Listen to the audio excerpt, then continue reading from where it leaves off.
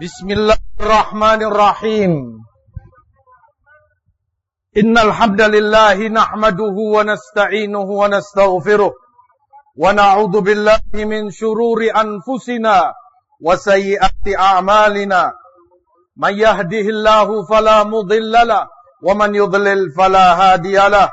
Ashhadu an la ilaha illallah wahdahu la syarikalah wa ashhadu anna Muhammadan abduhu wa rasuluh. Amma ba'd, ma'asyiral muslimin, hadirin jamaah sekalian, bapak-bapak dan ibu-ibu, rahimani wa rahimakumullah. Alhamdulillah, hanya dengan taufik dan hidayah dari Allah semata, kita telah melalui bulan suci, bulan mulia, bulan Ramadan. Yang bulan itu akan menjadi saksi di hadapan Allah atas segala apa yang telah kita perbuat.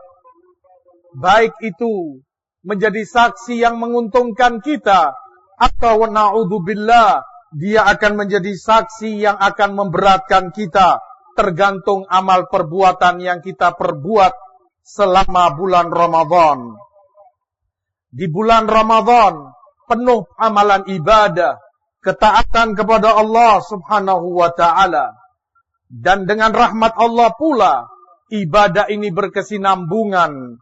Diteruskan, syariat mengajarkan kepada kita setelah lewatnya Ramadan untuk kita banyak-banyak bertakbir kepada Allah subhanahu wa ta'ala.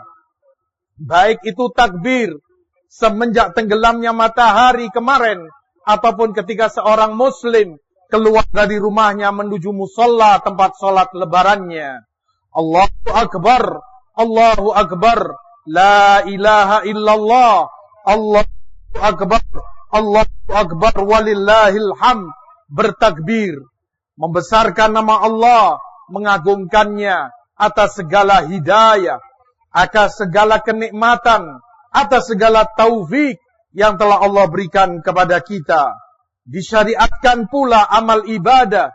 Setiap seorang muslim hendak berangkat keluar menuju tempat sholatnya untuk berbuka terlebih dahulu. Rasulullah sallallahu alaihi wasallam mencontohkan beliau memakan 3 biji korma sebelum berangkat ke tempat sholatnya. Disyariatkan pula setiap muslim dan muslimah untuk bangga, bersenang hati, bergembira di hari yang mulia ini karena penyempurnaan Ramadan yang telah dia lalui. Dan itu kebanggaan dan kesenangan yang disyariatkan. Firman Allah, "Qul bifadlillah wa birahmatihi falyafrahu huwa khairun mimma yajma'un." Katakan, dengan keutamaan dari Allah dan dengan rahmatnya, hendaknya mereka bergembira, bersenang, dan itu lebih baik dari segala yang mereka kumpulkan dari harta benda dunia ini. Hadirin jamaah sekalian, rahimani wa rahimakumullah. Islam, agama yang kita cintai, adalah agama yang mengajarkan kepada kita solidaritas, agama yang mengajarkan kepada kita perhatian, bantuan kepada sesama muslim, kepada sesama muslimah. Di dalam hadis Rasulullah sallallahu alaihi wasallam bersabda, "Matsalul mu'minin fi tawaddihim wa tarahumihim wa ta'atufihim kamatsalil jasadil wahid. Idza ishtaka minhu 'udhu tada'alahu sa'irul jasadi bis-sahri wal humma." Permisalan kaum muslimin dalam solidaritas di antara mereka, cinta kasih sayang, perhatian di antara mereka seperti jasad yang satu. Jika anggota tubuhnya yang satu merasa sakit, tentunya yang lain ikut menderita dan merasakan rasa sakitnya. Islam membina hubungan baik antara segenap elemen masyarakat yang ada. Tidak ada beda antara yang kaya maupun yang miskin di mata dan di sisi Allah subhanahu wa ta'ala.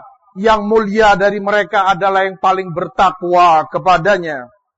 Islam tidaklah memasung hak orang-orang kaya dengan harta benda yang mereka miliki, dengan jerih payah dan keringatnya. Islam pula tidak memasung hak para fuqara dan masakin untuk mendapat bagian dari harta orang-orang yang bercukupan. Semuanya diikat dengan ikatan yang satu. Ikatan yang jauh lebih kuat dari ikatan nasab dan keluarga. Itulah ikatan iman dan Islam. Dalam sholat berjamaah 5 waktu di masjid, mereka berdiri sama, rendah sama sujudnya di hadapan Allah. Tidak terbedakan yang kaya dan yang miskin, bahkan yang pemimpin maupun yang dipimpin. Dan dari hikmah Allah pula, Allah jadikan hamba-hambanya beda satu dengan yang lainnya dalam ekonomi dan rizki yang Allah berikan kepada mereka. Firman Allah dalam Az-Zumar 52. Awalam ya'lamu anna Allah yabsutur rizqa liman yasha'u wa yaqdir. Inna fi dzalika laayatin liqaumin yu'minun. Tidakkah mereka tahu bahwa Allah melapangkan rizki bagi orang yang Allah kehendaki?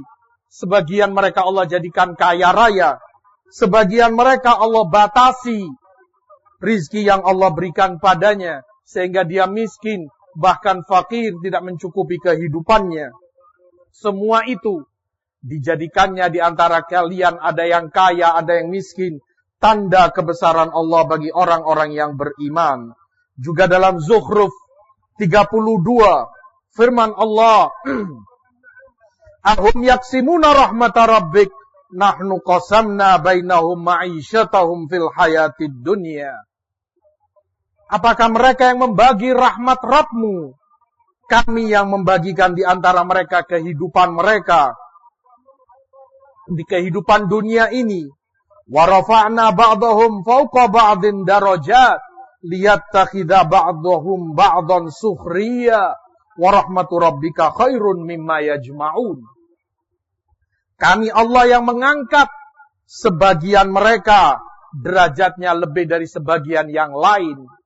Yaitu penafsirannya, Allah yang menjadikan sebagian hambanya kaya, punya harta berlebih. Sementara yang lain, ada yang hidupnya di bawah itu. Ada yang bahkan pas-pasan. Ada bahkan yang kekurangan. Bahkan ada yang tidak memiliki apapun jua dari kehidupan dunia ini. Allah yang membagikan. Allah yang menentukan semua itu. Firman Allah, agar satu sama lain bisa saling membantu. Yang kaya butuh tenaga yang miskin. Yang miskin butuh harta benda dari yang kaya. Jika manusia itu seperti gigi-gigi sisir, sederajat dan sama dalam ekonominya, sebagaimana ideologi komunis sosialis, sama rasa, sama rata, sama hak. Jika yang kaya menginginkan tenaga dari seseorang, siapa yang mau membantu dirinya?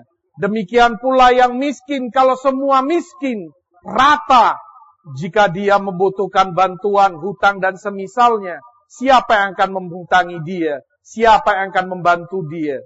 Hikmah Allah, Allah jadikan manusia itu berbeda-beda dalam ma'isyahnya, dalam ekonomi dan kehidupannya di dunia ini. Dan rizki Allah, rahmat Allah kepada mereka, itu jauh lebih baik dari segala yang mereka kumpulkan dari kehidupan ini.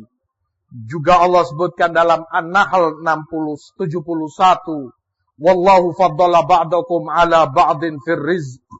Allah yang membedakan satu di antara kalian dalam rizkinya.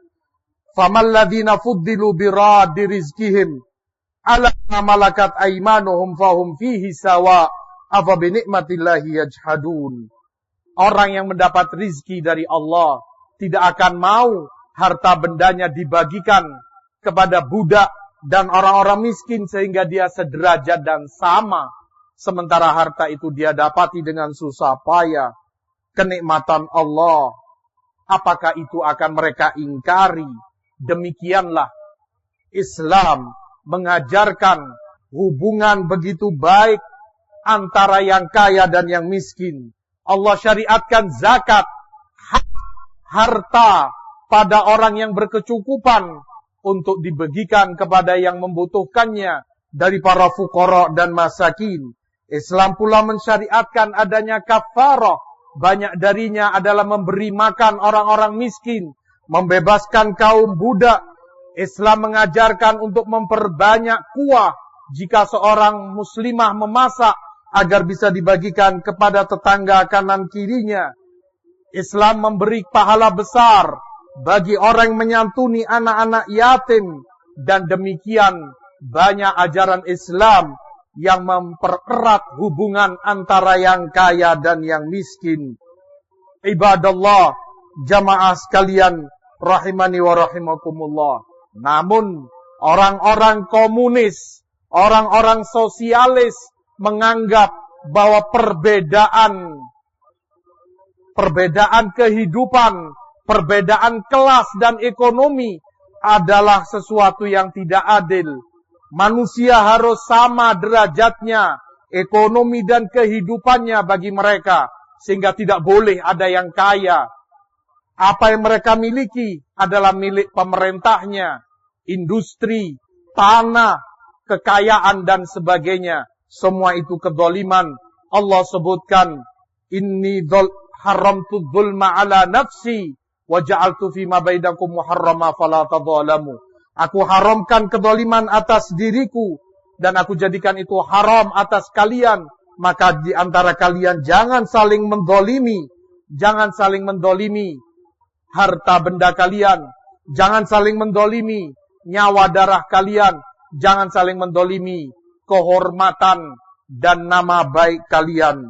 Ibadallah, kaum muslimin dan kaum muslimat rahimani wa rahimakumullah.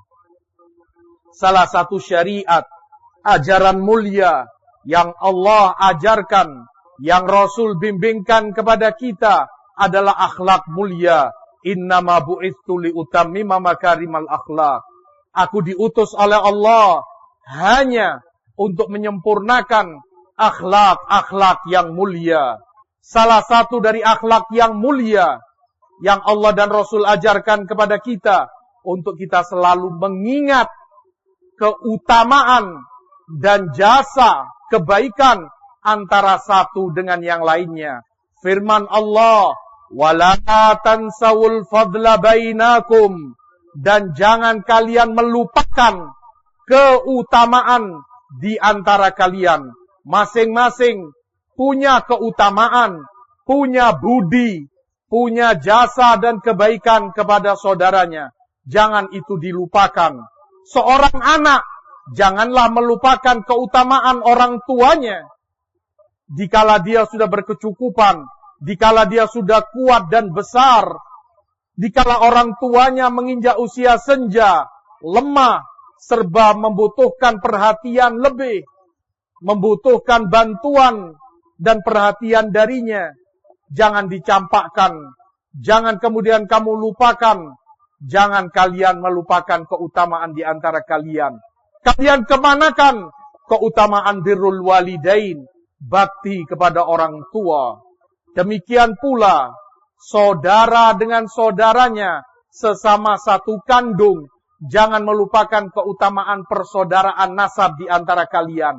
Adik dengan kakak, paman dengan keponakan, sepupu dengan misannya, anak dengan cucu dan seterusnya.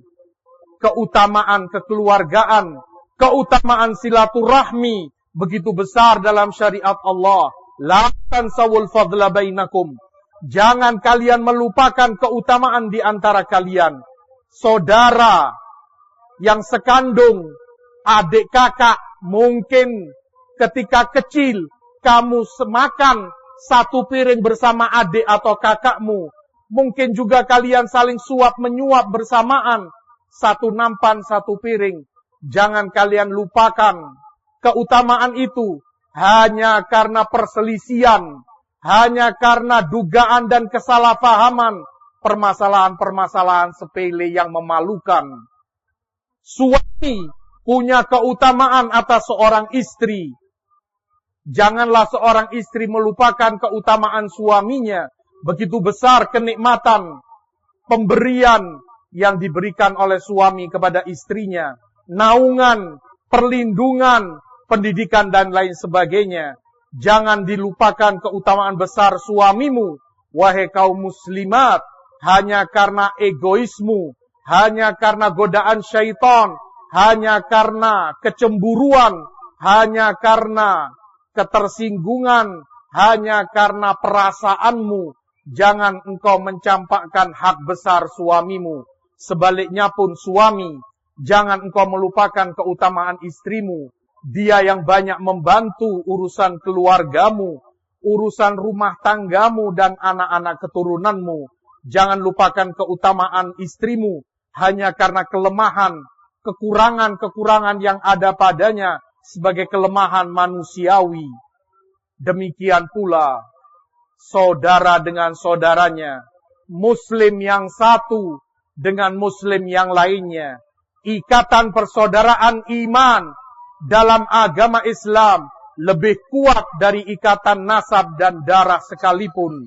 Jangan lupakan keutamaan persaudaraan ini hanya karena perselisihan pribadi, hanya karena pertikaian yang memalukan, hanya karena perselisihan salah sangka, terburu menduga ternyata salah, hanya karena perasaan ketersinggungan dan sebab-sebab yang itu hanya ada pada orang-orang yang kerdil mentalnya.